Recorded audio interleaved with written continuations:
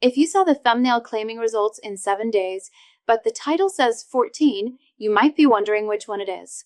The answer is both, but the mechanisms are completely different. What happens to your physiology at the 1-week mark is a neurological awakening, while the 2-week mark is where structural integrity begins to take over. We need to be very clear about something right from the start. Most men think erectile function is purely about blood flow in. They chase supplements and nitric oxide boosters to pump the tire up, but they completely ignore the valve that keeps the air inside.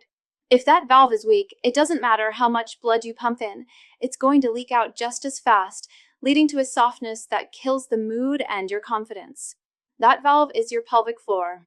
Specifically, a set of muscles that, for most modern men, are likely dormant right now. When you start training these muscles, you don't get ripped overnight. Just like going to the gym for the first time, you don't wake up with massive biceps after 1 week. But you do notice that your muscles fire differently. That is what happens in the first 7 days. It is neural adaptation. Your brain reestablishes the connection to a part of your body you've ignored for years. You start to feel a level of control and perineal awareness that wasn't there before. By day 14, however, we enter a different phase.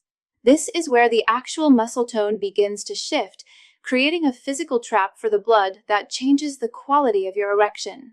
But there is a massive problem we need to address before you even attempt a single repetition. Statistics suggest that nearly 80% of men perform Kegels incorrectly. In fact, many are actually bearing down, using their abs or glutes, which pushes the pelvic floor out, weakening it further. If you don't understand the mechanics I'm about to explain, you could be spending the next 2 weeks actually making your situation worse. To fix the problem, we have to strip away the mystery and look at the mechanics. An erection is not magic. It is hydraulics governed by muscle tension. When you perform a Kegel, you aren't just tensing your crotch.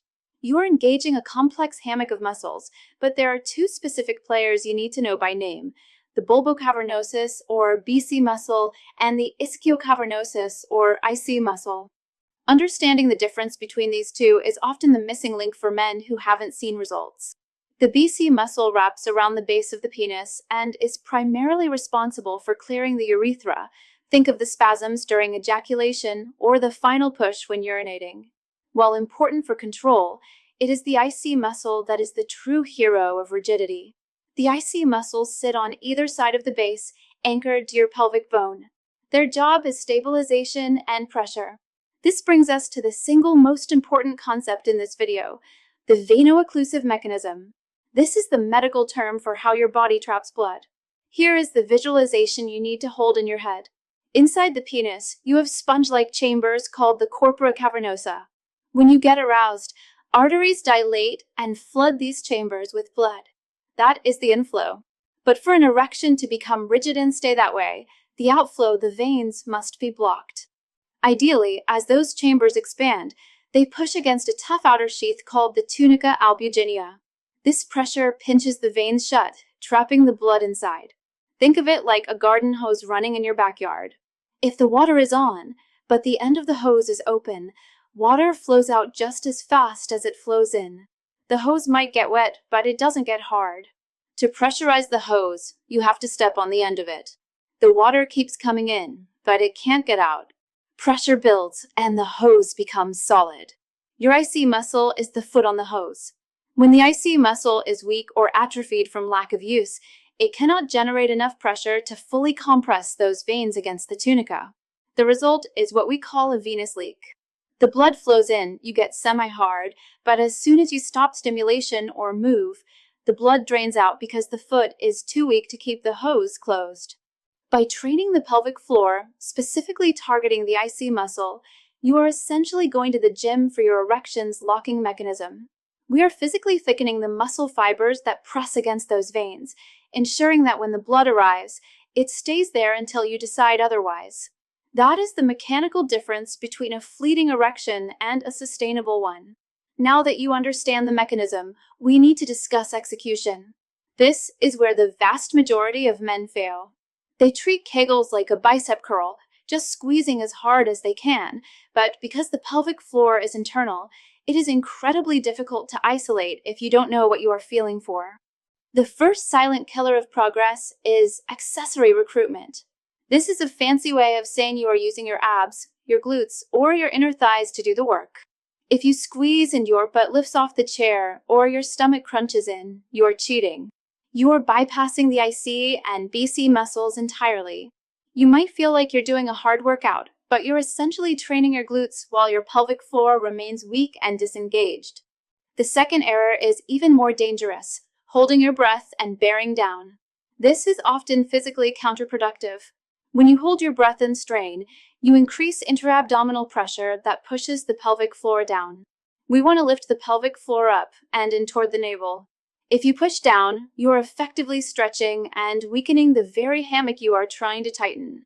It's like trying to strengthen a trampoline by standing in the middle of it and pushing down. You need to breathe freely. If you can't hold a conversation while doing a rep, you are likely creating too much internal pressure. The third mistake is neglecting speed. Most generic advice focuses solely on long holds, squeeze for 10 seconds, release for 10. That builds endurance, which is great. But sexual function, specifically the rigidity required for that locking mechanism we discussed, often requires explosive power. Your pelvic floor is made of both slow twitch and fast twitch muscle fibers. If you only do slow holds, you ignore the fast twitch fibers responsible for immediate reaction and reflex. You need to train both gear speeds. So, how do you locate the right muscle without cheating? The gold standard for beginners is the stop-start check, but there is a massive warning attached to this. Next time you are urinating, try to stop the flow of urine completely using only your internal muscles. That specific clinch you use to cut off the stream? That is your pelvic floor engaging. However, and listen closely, do not use this as your exercise. Do this once, maybe twice, just to locate the muscle sensation. If you repeatedly stop your urine flow as a workout, you can confuse your bladder reflexes and actually cause urinary retention or infections. Use the bathroom test strictly to identify the target, memorize that specific internal squeezing sensation, and then perform the actual exercises when your bladder is empty. So, you have located the muscle, you have corrected your form, and you have started the daily protocol.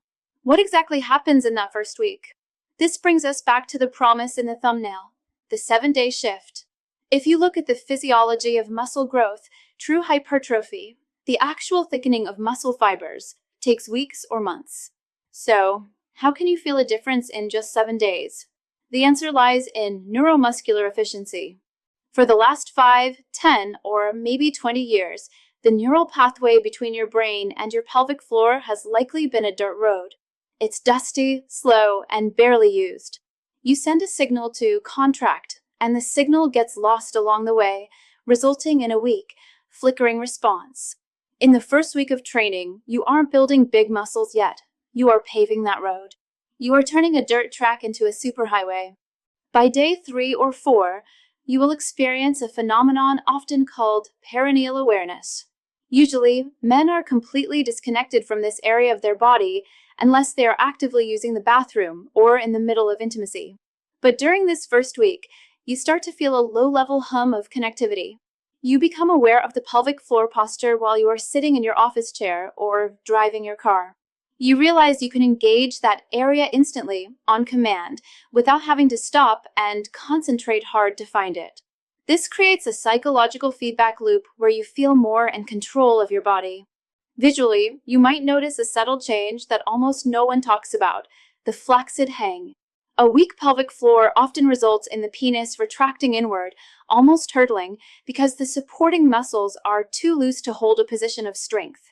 As resting muscle tone improves during this first week, the muscle acts like a hammock that is being pulled taut. This can result in a fuller, heavier flaccid appearance. It's not that you have grown in size, but rather that the structural support is finally doing its job. But the most significant indicator that the 7-day neural awakening is working usually happens while you are asleep. Many men report a sudden return or intensification of morning wood, medically known as nocturnal penile tumescence. Your body goes through several erection cycles at night to oxygenate the tissue.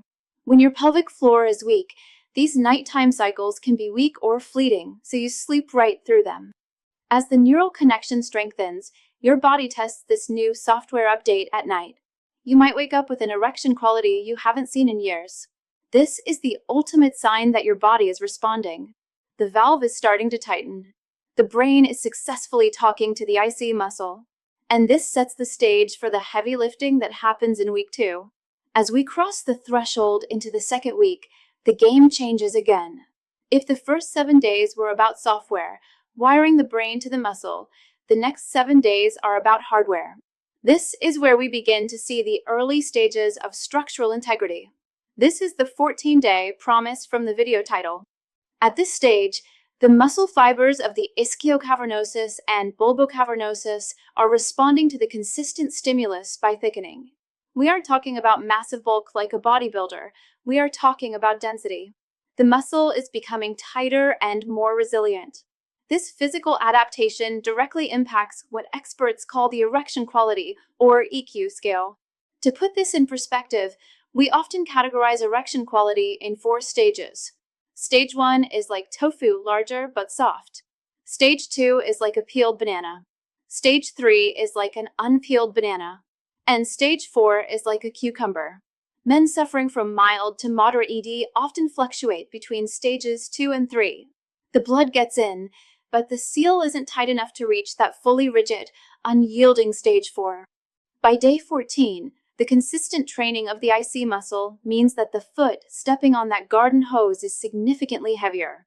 It can now compress the veins against the tunica albuginea with enough force to stop the leakage that was keeping you at a stage 2 or 3.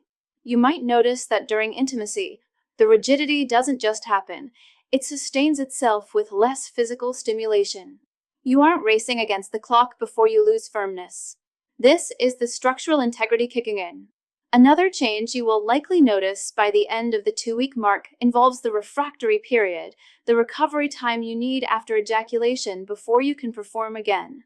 While this varies heavily by age and overall health, a stronger pelvic floor aids in the efficient pumping of blood. It helps flush out the metabolic waste products that accumulate in the tissue during an erection, potentially shortening the time it takes to reset the system. But perhaps the most powerful change at day 14 isn't purely physiological, it's the feedback loop of confidence. Performance anxiety is a massive erection killer because it releases adrenaline. Adrenaline forces blood vessels to constrict, which is the exact opposite of what you want. When you spend 14 days actively working on your physiology, and you see that morning would return, and you feel that extra hardness, your brain stops panicking. You stop worrying about whether it will work, and you start trusting that it will.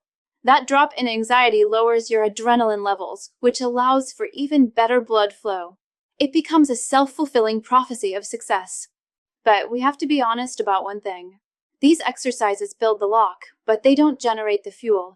You can have the strongest pelvic floor in the world, but if your arteries are clogged with plaque or your body is full of the boner killer enzyme that restricts blood flow, you're trying to inflate a tire with a kink in the air hose. The mechanics won't matter if the hydraulics are broken. If you want to fast-track your results, you need to clear those pathways so the blood can actually reach the muscles we are about to train. There is a bizarrely simple 7-second morning ritual involving a specific purple hardening tonic that targets that root cause directly. It's designed to flush out that enzyme and restore the kind of rock-hard vascularity you had in your 20s, naturally.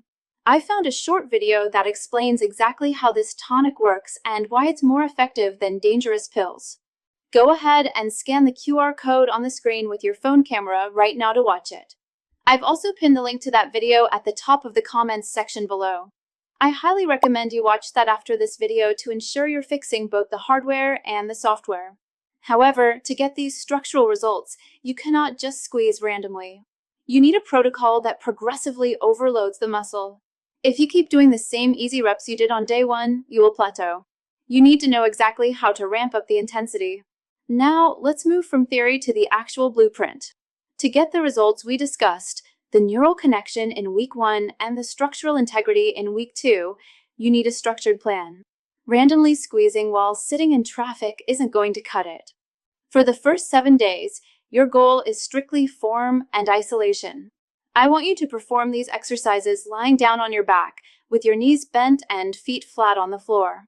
This removes gravity from the equation and makes it much easier to isolate the pelvic floor without accidentally engaging your core or glutes. Your routine for week 1 is simple: 3 sets of 10 repetitions per day. For each repetition, squeeze the pelvic floor muscles, lifting them up and in for a count of 5 seconds. Then, and this is crucial, release for a count of 5 seconds. I cannot stress this enough. The release is just as important as the contraction. A common disaster men face is developing a hypertonic pelvic floor. This means the muscle becomes chronically tight and unable to relax. A muscle that is locked in a permanent spasm is weak, painful, and useless for blood flow. You must feel the muscle drop back down to a fully relaxed state before you start the next rep. If you don't rest, you aren't strengthening, you are just creating tension. Once you hit day 8, we ramp up the intensity. This is week 2. First, try to move from lying down to standing up. Standing is more functional.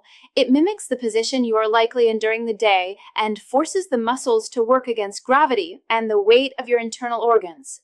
In week 2, we introduce 2 advanced techniques. The first is the elevator.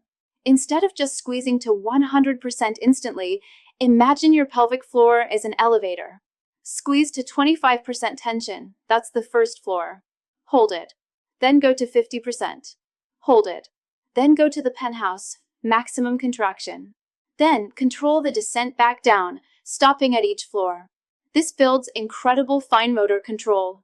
The second technique for week 2 is quick flicks. This targets those fast twitch fibers we talked about earlier. Instead of a slow hold, you are going to squeeze as hard and fast as you can for 1 second, then immediately release. Do a set of 10 of these rapid-fire contractions at the end of your workout. This trains the explosive power needed for that involuntary reflex during arousal. So, the week 2 daily menu looks like this: 2 sets of the standard 5-second holds to warm up, 1 set of the elevator for control, and finish with 1 set of quick flicks for power. It takes less than 5 minutes, but the metabolic demand on the tissue is massive. So, you have completed the 14 days. You are feeling the difference. What now? The biggest mistake men make is treating this like a course of antibiotics. They feel better, so they stop taking the medicine. If you stop training now, those adaptations will reverse. The neural pathways will dim, the muscles will atrophy, and the venous leak will return. This is a strictly use it or lose it scenario, just like any other muscle group in your body. However, the ultimate goal isn't just to be good at doing exercises in your living room. It is to use this strength when it matters. Start integrating these contractions during intimacy. When you feel your erection level dipping, engage the IC muscle to lock that valve tight. If you feel like you are reaching the point of no return too quickly, use that deep relaxation technique you practiced in week 1 to lower your arousal level. That is true mastery, having a brake and a gas pedal that actually work. 14 days is just the onboarding phase. Make this a permanent part of your daily hygiene, like brushing your teeth. If you found value in understanding the actual science behind your body rather than just hearing bro science myths, make sure to subscribe to the channel. We are going to be diving much deeper into hormonal optimization and blood flow mechanics in the upcoming videos. You don't want to miss that. Stick with it, stay consistent, and trust the process.